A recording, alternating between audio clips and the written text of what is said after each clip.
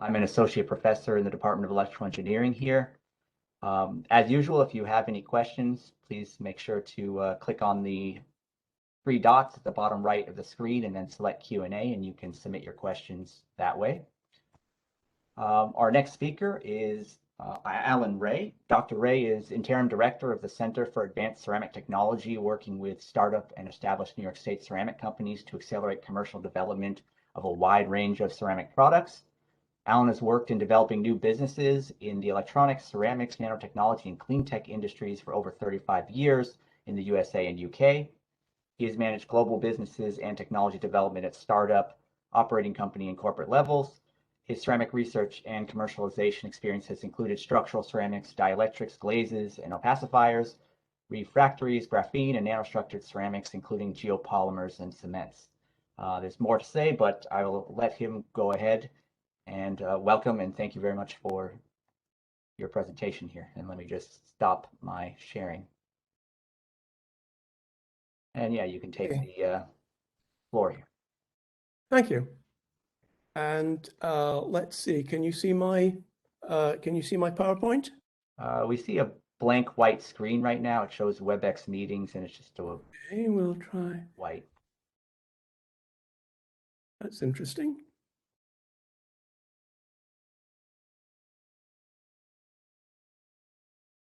Did you directly try to share the PowerPoint app, or did you share your screen?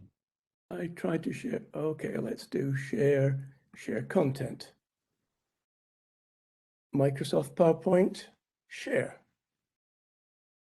No, that did not work. Okay. No. So let's go back to Cisco WebEx meetings. Sorry about this. That's all right. I'm usually a Zoom person.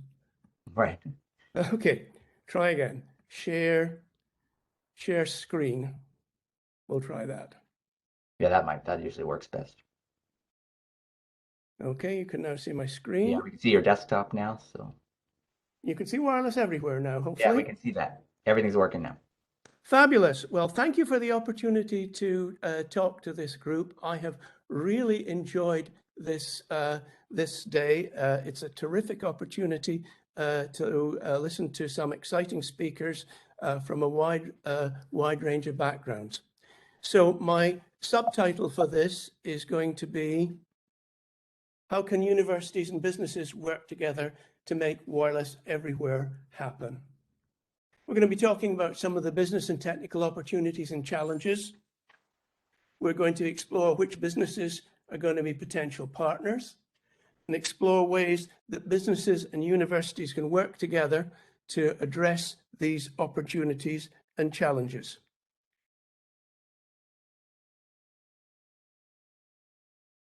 So we've got a lot of opportunities, as we've heard today. The Internet of Things is a big driver for Industry 4.0 in terms of measurement, control, prediction, and the application of machine learning and AI. And there are a bunch of consumer applications enabled by high-speed communications. And I won't go through them because we've heard a lot about most of these. And the other thing that is an opportunity is eliminating the digital divide of those who have high-speed resources and those don't. However, we have some challenges.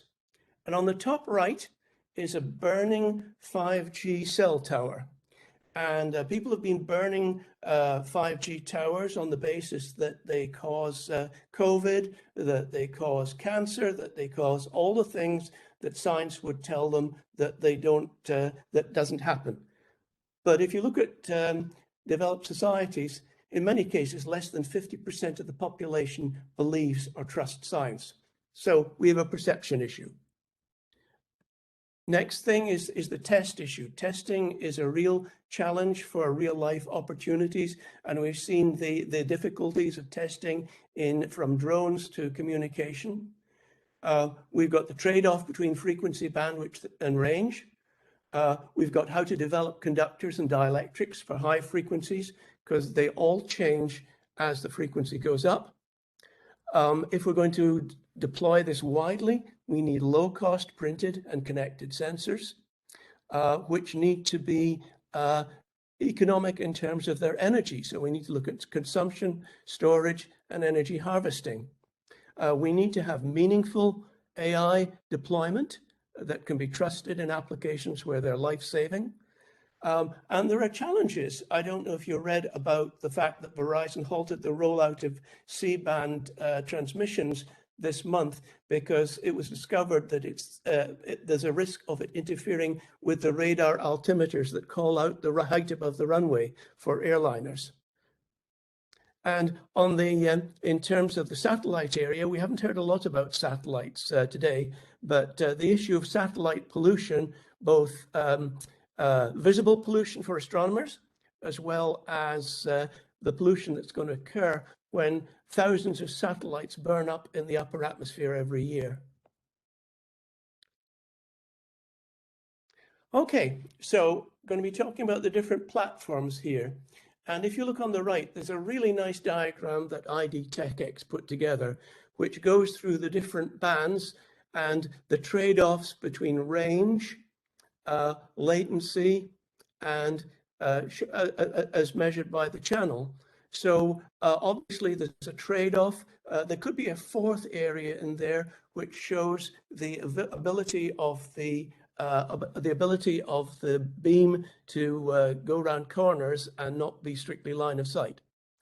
So 5G is already being used for factory deployment. It's going to be key for vehicle automation. And depending on the different bands, millimeter wave, as we've heard, presents the greatest technical challenges. 6G and next G, some of that is much further out. We've got even greater technical challenges, and we'll talk about those later. And again, many standards are still to be written. Wi-Fi 6 is really a technology that is definitely going to have a place in terms of factory automation. It's basically an upgraded Wi-Fi with higher bandwidth, lower latencies. And both this and the 5G, generally you really want to have it connected to optical fiber for backhaul. But we shouldn't all concentrate on the high frequency applications, because the low frequency, low bandwidth burst communications such as Zigbee, LoRa, and MyThings are going to be very important in terms of data collection. If you're monitoring a gas turbine engine, or you're doing visible scanning of a field for spectral measurement of plant health, that you're going to need high speed. If you're measuring whether a gearbox on a wind turbine is overheating, you're probably not going to need to do that very, very often. So one of the systems that's out there is wireless HART. I don't know how many of you have heard about this, but it actually stands for Highway Addressable Remote Transducer.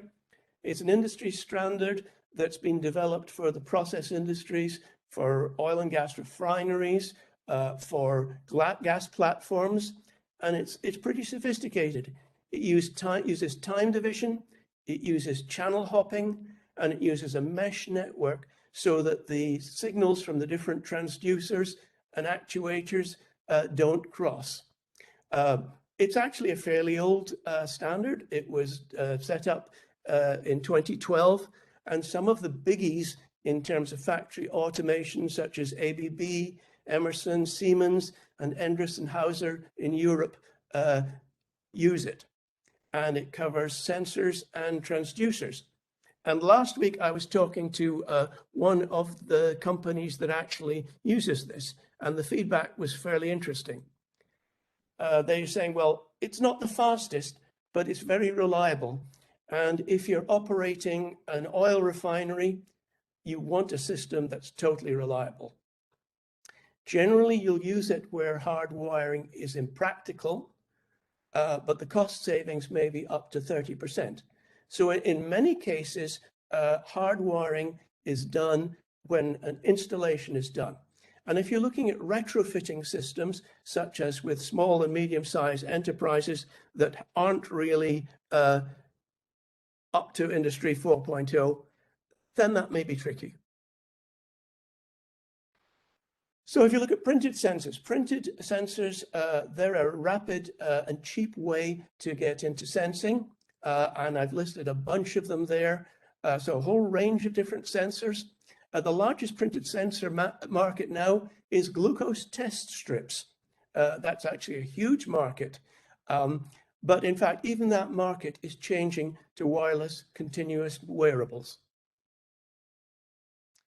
So what are some of the technical and commercial opportunities? Well, if you're going to connect your 5G, 6G or Wi-Fi 6 to and many transmitters, you're going to need cost-effective optical connections. We heard today about the huge number of connections that are going to be needed for lampposts in urban areas. But think of an office where people are actually looking at installing the fibers into window frames to make sure that there are plenty of access points. Smooth conductors for high frequencies. At high frequencies, the conduction is on the skin. That's a problem with copper laminates because you intentionally roughen the bottom of the copper laminate so that it will stick to the epoxy. You're going to be hearing later about a novel technique using thermal transfer aluminum to produce smooth conductors for higher frequencies. Dielectrics we talked about, antenna design, higher frequency, smaller antennas, perhaps on semiconductor packages, and new designs for high gain and beam steering. Metamaterials for adaptive reflection services in buildings, network design and management, and we heard a little bit about the CBRS band for neighborhood broadband, and storage, energy harvesting and storage, and there's a reference there which you'll be able to access when you get the presentation, but it's a fabulous reference by Stanislav on energy harvesting technologies. But we have to integrate the design, the materials, the process, the software, and the whole integrated system for this to work. And the big challenge that we hear from small and medium enterprises is we don't have the people to do this. We can't find people to do this. We can't recruit this, and we can't go to the big guys because all they're really interested is in automating an auto factory. So one of the big questions out there, and this is where it gets onto education, is who will make this happen? So how can universities address the industry issues? Well, there are a number of ways that businesses can interact with universities. There's access to equipment and testing, in-service training, retraining, lifetime training, workforce development, in-person and remote through Coursera. Access to students through internships, innovation sprints, capstone projects, etc. Access to faculty through sponsored projects, consulting, and this is often a pump primer for federal grants. Licensing and supporting startups in this area. And there are various federal and state centers of excellence that address specific topics. And the other issue that's an opportunity is consortium hosting. So why are we interested in it? So the bio I got was that was put up was rather is a little old. I'm now the director for the Center for Materials Informatics at Buffalo. We're a New York State funded center of excellence, and our job is to promote partnerships between the private sector and academia to create and expand businesses and create employments. So that involves funding faculty research projects with business partners. It involves student career experience. It actually also involves a K through 12 program to prime the pump for students getting into this type of business.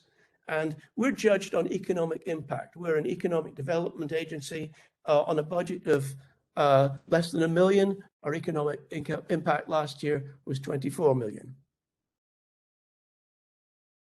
Okay, materials informatics, you may not be familiar with the term. Is it big data? Sometimes. Is it AI? Sometimes. Is it practical? We're starting to see a lot of applications that are really practical in terms of areas from aerospace to actually modeling of wood-burning stoves. But that's another story. We have a bunch of partners within and outside UB, such as Buffalo Manufacturing Works, New York State Venture Fund, Fuse Hub, SUNY Research Foundation, and many others. So one of the things that I'm going to talk today is about a consortium. You know, how can we bring people together? And there was a slide that flashed past the screen on the Alex Sprinson's presentation that he didn't show, which says, well, communities aren't necessarily talking to each other. And that's something that's true in a lot of areas. So how can we bring together a wider community to address the technical issues? We need a clearly identified focus area. The issues should be pre-commercial. And there are a bunch of areas that might be interesting. Economic materials suitable for high gigahertz and terahertz bands, or even high megahertz bands. Smooth conductors, dielectrics, semiconductors, metamaterials, printed systems. How about the networks in terms of antenna modifying and design? How about beam steering and AI? And how about the sensors and how we integrate them into the system? So what's in it for business? Well, I've been involved in a bunch of organizations. I've only spent the last 5 years in the university arena. Previous 20 years has been working with the electronics industry. So the benefits are networking with other supply chain members, raising your company profile, an advanced heads up on trends, access to faculty and students, opportunity to influence the project agenda, and overall an opportunity to influence the agenda on industry issues and standards. So it really comes down to bucks in the end. So most of you familiar with this type of buffalo wings. And you might say, what has that got to do with wireless meeting? Well, our center that we're looking to set up is called Buffalo Wings. It's the Wireless Integrated Network Group for Sensors. And we're looking to set up a business-oriented consortium between UB and partner skill sets. And I hope several of you on this presentation may be partners for us in doing this. So this will benefit industry, researchers, and students with a launch in 2022. So this is an example of the kind of projects that we've been involved in at UB, test resources, and Professor Guan has been working hard on union labs, bringing together different universities with different test equipments to create a network.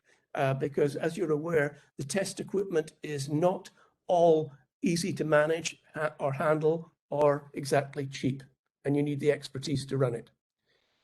Printed electronics materials, smooth and low temperature curable copper, thermal transfer antennas, which you're going to hear about later, extreme insulating and conductive materials, active sensing materials, sensors, either semiconductor or printed, modeling, a lot of work going on modeling, sustainability. So if we're going to put 5G antennas on every lamppost, they're probably going to have a lifetime of maybe 5 years or less if autonomous vehicles run into them.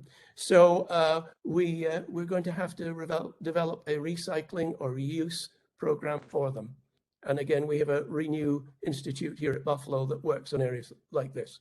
And finally, the training, workforce development, super, super critical. And that's something that we all need to work on in the university community. Consortiums generally have got different tiers of membership. They run on a very tight budget. They use the funds to support the research projects. They do communications, meetings, and recruitment. There are different IP arrangements. And the idea is to bring together partners with complementary resources. So really, we're starting to talk to partners and companies to find out what's appropriate. And we really would welcome your feedback on this. We want to do something that isn't going to duplicate what other people are doing, but we want to make sure that it's going to make a difference. So this is the last slide. I'd like to acknowledge a bunch of college colleagues at UB, the other New York State Centers of Excellence, and the Centers for Applied Technology, INEMI and SEMI. Please feel free to contact me directly or through the organizers, and we would be delighted to talk with you and figure out what makes sense for this particular slice of the industry. Thank you. Thank you very much, Alan, for the nice talk. I wasn't aware of all of these efforts. Yeah, if there's any questions, please feel free to put one in the chat. In the meantime, I will ask, I noticed on one of the earlier slides, you mentioned one of the opportunities was to help kind of bridge the digital divide. Are you involved in any efforts or related to that? We actually are supporting a program through electrical engineering, which is actually looking at the CBRS system, which could be rolled out for actually the disadvantaged neighborhood that's right next to the incubator